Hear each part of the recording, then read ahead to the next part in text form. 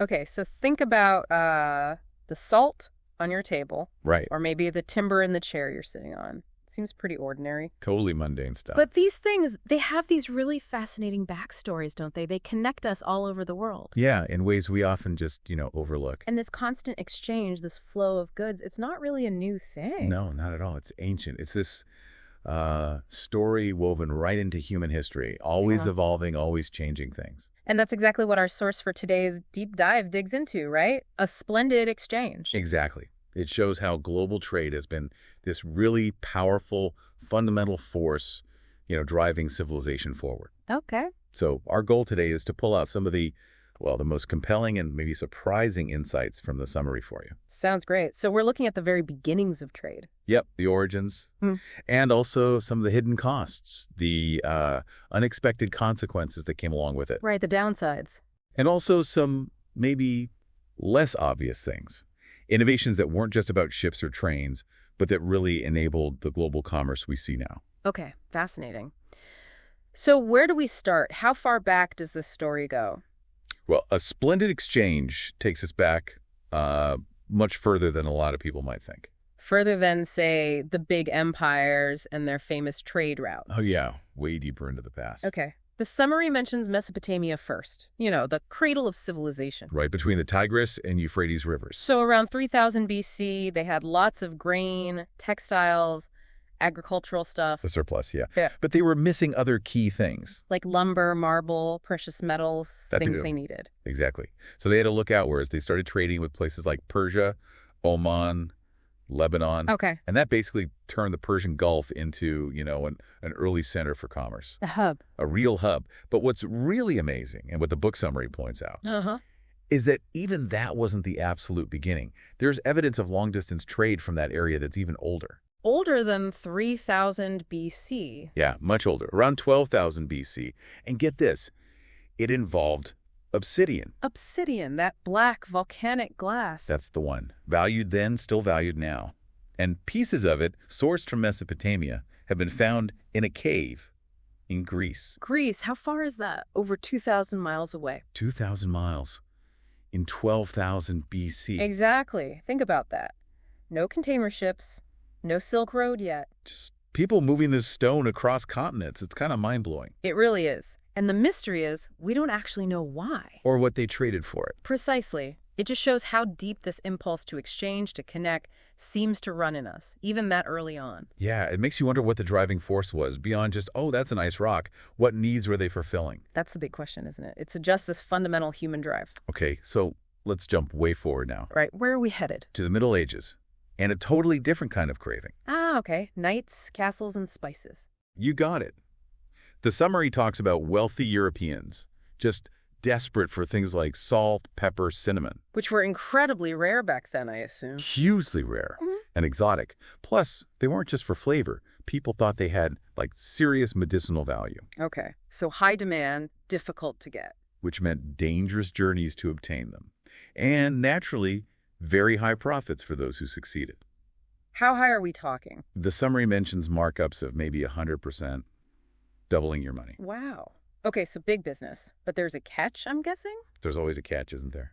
The summary calls it the unseen baggage of trade. Unseen baggage. What does that mean here? Well, this intense demand, this chase for spices, it fueled some pretty dark stuff, too. Like what? Like the summary points out that European merchants sometimes traded slaves to Arab countries to get those spices. Oh, right. That's, a very dark side. A stark reminder that trade history isn't always pretty, but there was another, even more devastating consequence tied to these exact same routes. Don't tell me. The Black Death. Ah, of course. The plague traveled along the trade routes. It's a chilling link, isn't it? This vibrant network moving goods also became a superhighway for, one of the worst pandemics ever. Where did it even start? Likely originated somewhere in the Himalayas, in China, according to the summary. And it just spread westward, along with the merchants and their cargo. And the impact was just catastrophic. Unbelievably so. We're talking maybe wiping out up to half the population of Europe. Globally, perhaps 20% of the world's population. Half of Europe. That's hard to even comprehend. And it took something like 400 years for population levels just to recover. 400 years. Wow. It really puts things in perspective, that interconnectedness that brings us goods. Can also bring other things, unintended things, Yeah. deadly things. It makes you think about today, doesn't it? Our hyper-connected world, goods zip around, information zips around. And viruses can too. Think of movies like Contagion. It's a modern illustration of that ancient risk. So the big takeaway here is that trade is never just about the items being swapped. Exactly. There's always this whole other layer, Mm-hmm. this wider context, other factors, potential consequences, good and bad. Right. Okay. So we've covered the super ancient origins, the surprising stone trade, and the really heavy hitting costs like disease. Right. The darker side. So let's shift gears a bit. What about the things that actually enabled the massive scale of global trade we have now? Good question. Because it didn't happen overnight. My first thought goes to transport. Steamships taking over from sailboats. That was around 1890. Yeah, a major leap in speed and reliability. And railroads. Being able to cross continents reliably in any weather, that must have been huge. Absolutely. The summary mentions things like getting strawberries year-round in New York by 1900 because of trains. Year-round strawberries in 1900. That's pretty impressive. Definitely game changers, transport-wise. Mm-hmm. But A Splendid Exchange points to another innovation. Maybe less obvious, but just as crucial. Okay. What is it? Refrigeration. Refrigeration, Yeah. really. I mean, I know it's important, but for global trade. Think about it. It started developing around the 1830s, and it fundamentally changed what could be traded over long distances. Ah, okay. Perishable goods. Exactly. Suddenly, you could freeze or chill things like meat, dairy, flowers, fruits, vegetables, without them spoiling on a long journey. Right. Before that, moving those things far would have been almost impossible or incredibly risky. Pretty much. So, refrigeration unlocks entire categories of goods for long-distance trade. It wasn't just about grains or textiles anymore. That makes so much sense. It broadened the scope entirely. And the summary notes that as shipping in general got cheaper, refrigeration made it viable to ship even smaller amounts of these perishables. So it wasn't just bulk commodities. You could ship, a specific type of cheese or exotic fruit. Precisely. It opened the door to the kind of variety you see in supermarkets today, stocked with goods from all over the planet. So refrigeration is kind of the unsung hero here. You could definitely say that.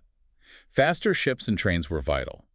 But without the ability to keep perishable goods fresh, their impact would have been much more limited. It connected the potential of faster transport with a much wider range of products. Absolutely. It made the modern global food system possible, really. It changed economies, diets, everything. Okay, so wrapping this up, pulling the threads together from A Splendid Exchange, what are the main things we've learned? Well, first, that global trade is incredibly ancient. Way older than we think, starting with things like, stone tools moving vast distances. Right. That obsidian going thousands of miles back in 12,000 BC. Amazing. Second, that trade always comes with extra baggage. Sometimes hidden costs, sometimes really devastating consequences, like the Black Death spreading along those routes. Yeah, it's not just about the goods themselves. There's always more to the story. And third, that the huge expansion of global trade wasn't just about faster ships and trains. Key innovations in other areas, like refrigeration, were absolutely crucial. The unsung heroes that made it all possible. Exactly. They enabled the kind of complex, varied global marketplace we experience now. So the core idea from the book summary seems to be that global trade is this really old, really powerful engine of change. Definitely.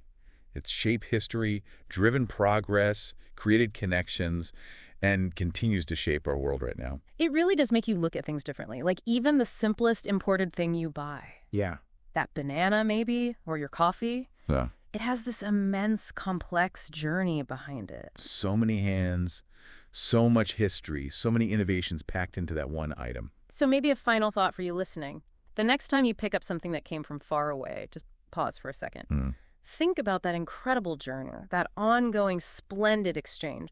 What unseen connections, what history, what technologies made it possible for that thing to end up right there in your hands?